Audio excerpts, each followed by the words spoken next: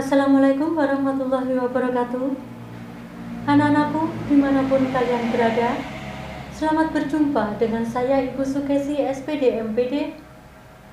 Kali ini saya akan membahas materi tentang norma dalam kehidupan bermasyarakat, berbangsa, dan bernegara. Dengan kompetensi dasar 3.2, yaitu memahami norma-norma yang berlaku dalam kehidupan bermasyarakat untuk mewujudkan keadilan. Anak-anakku, norma berasal dari bahasa Arab, yaitu tata, dari bahasa Latin kaidah, yang artinya aturan-aturan. Adapun norma atau kaidah adalah ketentuan-ketentuan yang menjadi pedoman dan panduan dalam bertingkah laku di kehidupan masyarakat. Atau dengan kata lain, norma adalah aturan atau ketentuan yang mengatur kehidupan warga masyarakat yang dipakai sebagai panduan, tatanan, dan pengendali tingkah laku. Anak-anakku, norma memiliki fungsi sebagai pedoman, pengatur dasar kehidupan seseorang dalam bermasyarakat untuk mewujudkan kehidupan yang tertib, aman, tentram, damai, dan sejahtera. Sedangkan isi norma itu ada dua, yaitu berwujud perintah dan larangan. Perintah adalah kewajiban bagi seseorang untuk berbuat sesuatu oleh karena akibat-akibatnya dipandang baik. Sedangkan larangan adalah kewajiban bagi seseorang untuk tidak berbuat sesuatu oleh karena akibat-akibatnya dipandang tidak baik. Kita masuk ke macam-macam norma. Macam-macam norma itu ada 4, yaitu yang pertama norma agama, yang kedua norma kesusilaan, yang ketiga norma kesopanan, dan yang keempat adalah norma hukum. Baiklah anak-anakku, sekarang kita membahas norma agama. Norma agama adalah peraturan hidup yang harus diterima manusia sebagai perintah-perintah, larangan-larangan, dan ajaran-ajaran dari Tuhan Yang Maha Esa yang bersumber dari kitab suci. Di Indonesia, agama diatur dalam Undang-Undang Dasar 1945 Pasal 29. Adapun pelanggaran terhadap norma agama mendapatkan sanksi hukuman dari Tuhan Yang Maha Esa yang berupa siksaan di akhirat. Sedangkan contoh norma adalah yang pertama, menjalankan perintah Tuhan Yang Maha Esa, misalnya beribadah menurut agama dan keyakinan kita masing-masing, membayar zakat tepat waktu, patuh kepada orang tua, dan lain-lain. Yang kedua, menjauhi larangan-larangan Tuhan Yang Maha Esa, misalnya tidak mencuri, tidak bermabuk-mabukan, tidak membunuh, dan tidak melakukan pergaulan bebas, dan lain-lain. Berikut kita masuk ke norma kesopanan. Norma kesopanan adalah norma yang mengatur tata pergaulan sesama manusia dalam masyarakat, yang bersumber dari keyakinan masyarakat itu sendiri. Adapun hakikat norma kesopanan yaitu kepantasan, kepatutan, dan kebiasaan yang berlaku di masyarakat. Sering disebut sopan santun, tata krama, atau adat istiadat. Norma kesopanan itu bersifat khusus, yaitu hanya berlaku bagi segolongan masyarakat tertentu. Pelanggaran terhadap norma kesopanan mendapatkan sanksi celaan.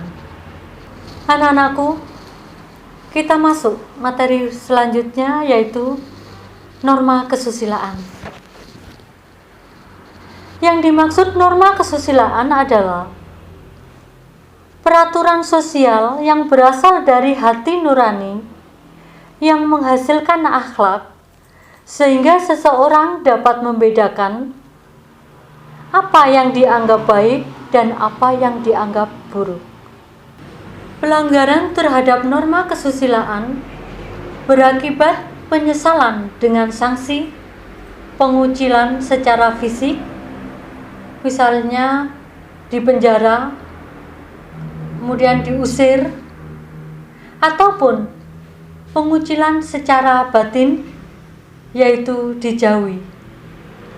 Norma kesusilaan bersifat umum dan universal, yaitu dapat diterima seluruh umat manusia.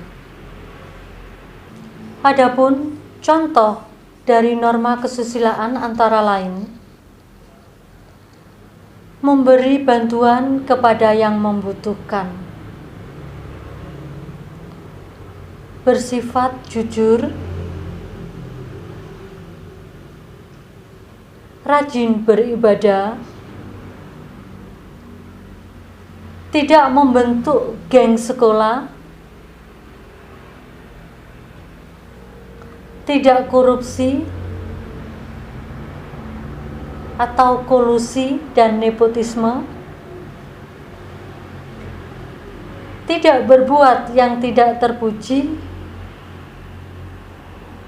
dan tidak berbuat mesum. Norma selanjutnya adalah norma hukum. Norma hukum adalah peraturan yang timbul dan dibuat oleh lembaga negara, isinya mengikat semua warga negara, dan pelaksanaannya dapat dipertahankan dengan segala paksaan oleh alat-alat negara. Nah, akhirnya timbul pertanyaan, mengapa norma hukum itu perlu?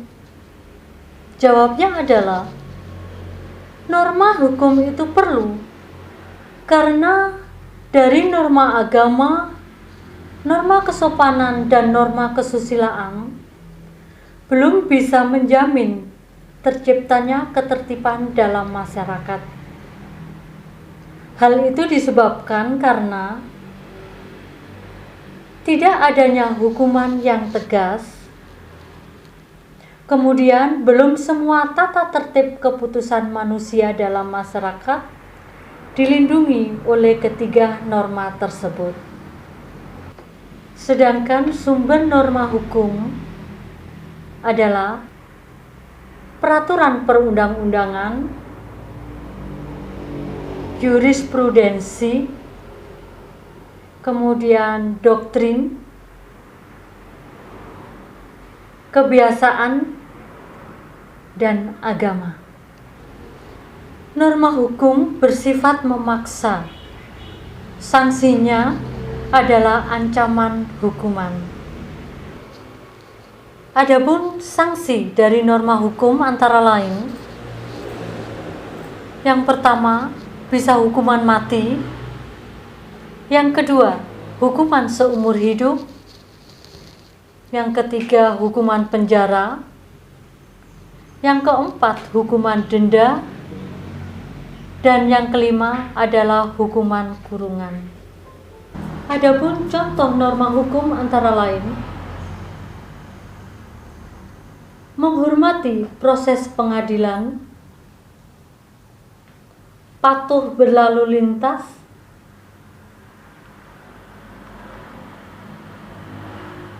tidak menghilangkan nyawa orang lain, tidak korupsi, kolusi dan nepotisme, tidak ingkar janji dalam suatu perikatan, tidak mengganggu ketertiban umum, dan lain-lain. Anak-anakku, di samping keempat norma tersebut,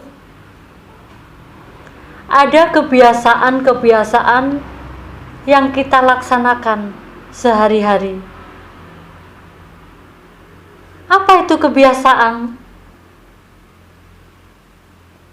Kebiasaan adalah perbuatan atau tindakan yang dilakukan secara berulang-ulang dalam waktu yang relatif lama.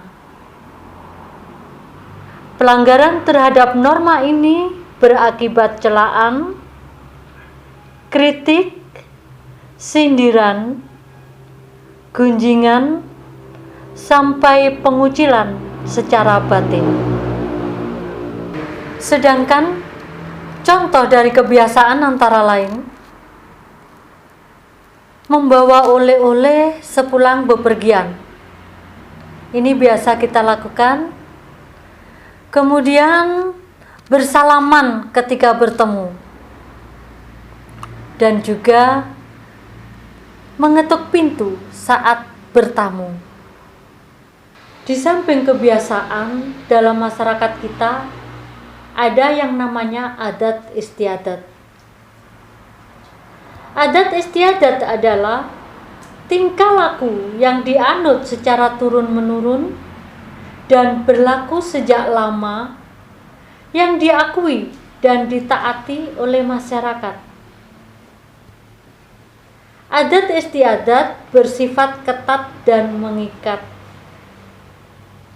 Adat istiadat juga dapat menjadi hukum yang tidak tertulis, yang disebut hukum adat. Anak-anakku, adat istiadat memuat 4 unsur, yaitu yang pertama adalah nilai-nilai budaya, yang kedua sistem norma, yang ketiga sistem hukum, dan yang keempat adalah aturan-aturan khusus. Contoh dari adat istiadat, kalau di Magetan itu ada upacara larung sesaji, kemudian ada upacara bolu rahayu, ada adat ledung suro, dan lain-lain. Kalau di daerah lain, di Bali itu ada ngaben, kemudian upacara kasodo di Gunung Bromo, kerapan sapi dari Madura, kemudian atraksi debus dari Banten, ada juga upacara dukderan dari Semarang, ada adat pasola dari Sumba, dan adu kerbau dari Toraja. Anak-anakku, sekian pembelajaran kali ini. Semoga bermanfaat. Sampai jumpa pada materi selanjutnya. Akhir kata, wassalamualaikum warahmatullahi wabarakatuh.